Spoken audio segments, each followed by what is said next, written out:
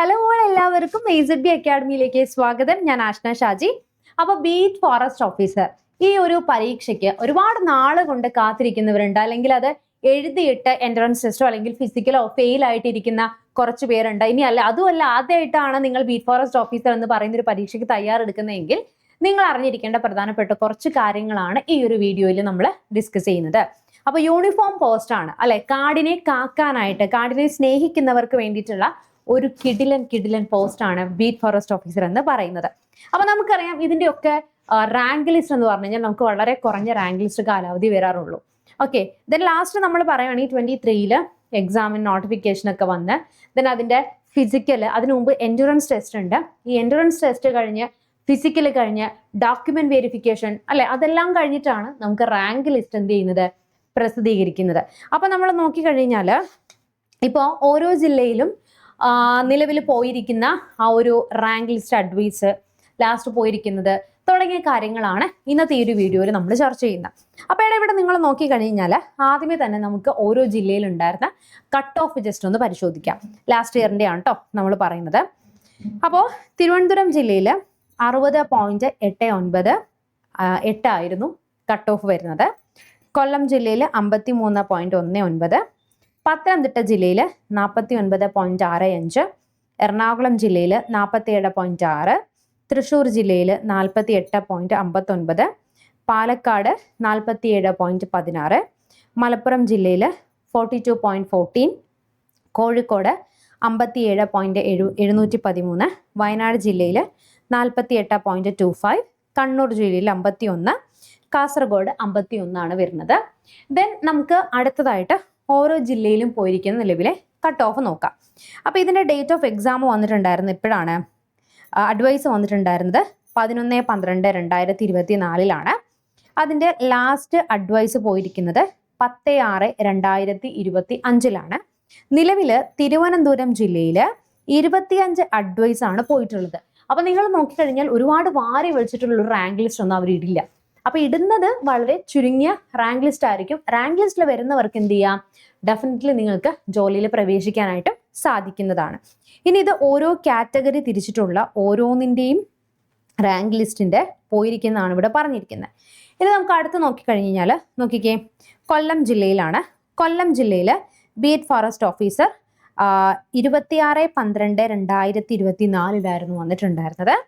And എന്താണ്, total advice 22 ആണ് പറഞ്ഞിട്ടുള്ളത് കേട്ടോ, 22 ആണ് പറഞ്ഞിട്ടുള്ളത്. ദെൻ നമ്മൾ നോക്കിക്കഴിഞ്ഞാൽ റാങ്ക് ലിസ്റ്റ് എക്സോസ്റ്റഡ് ആണ് 28, അതായത് മാർച്ചോട് കൂടിയിട്ട് അതിൻ്റെ എന്താണ് എക്സോസ്റ്റഡ് ആയിട്ടുണ്ട്. അപ്പോൾ കൊല്ലം ജില്ലയിൽ 22, തിരുവനന്തപുരം ജില്ലയിൽ എന്താണ് 25 ആണ് അഡ്വൈസ് പോയിട്ടുള്ളത്.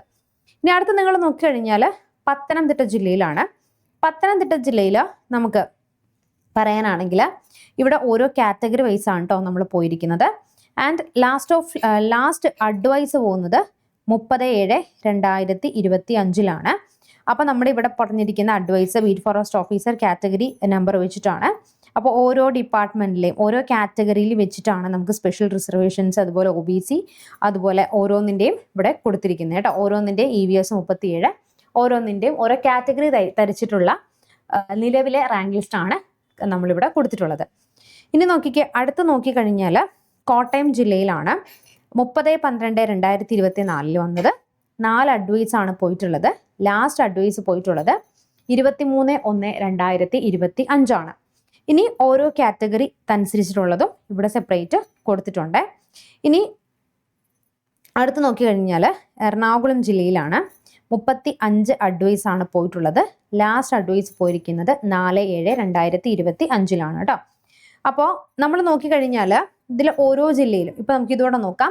ഇടുക്കി ജില്ലയിൽ നമുക്ക് 75 അഡ്വൈസ് ആണ് പോയിട്ടുള്ളത്.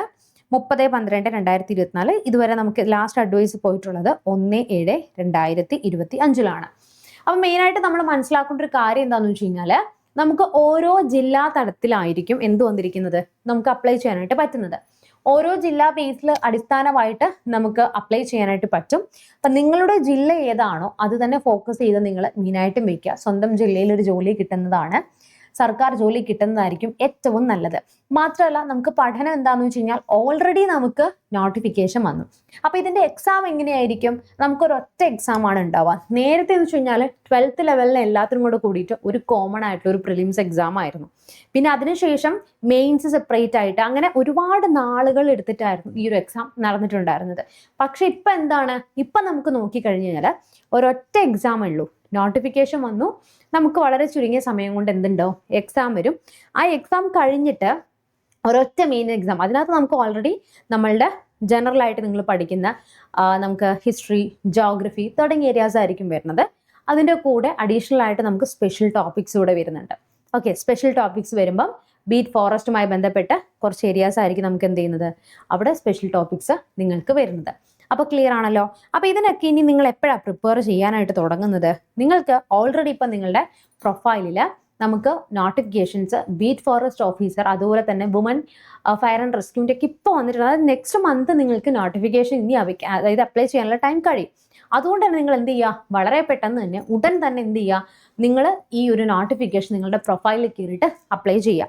ദെൻ നിങ്ങൾക്ക് വേണ്ടിയിട്ട് ഇപ്പോൾ എല്ലാ വർഷവും നമുക്ക് വരുന്ന ഒന്ന് തന്നെയാണ് civil police officer and WCPO, അതുപോലെ തന്നെ സിവിൽ എക്സൈസ് ഓഫീസർ, ഇപ്പോൾ വിളിച്ചിരിക്കുന്ന ബീറ്റ്, അതുപോലെ ഫയർ ആൻഡ് റെസ്ക്യൂ.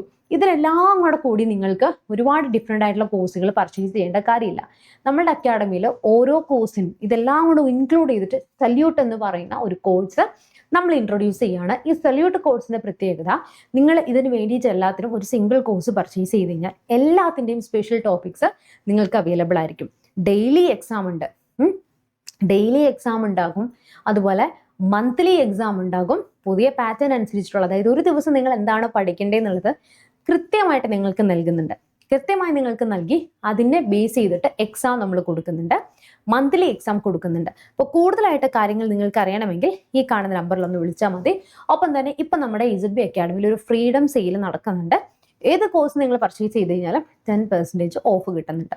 അപ്പോൾ നമുക്ക് നെക്സ്റ്റ് ഒരു വീഡിയോയിൽ വീണ്ടും കാണാം. Children bye and thank you so much.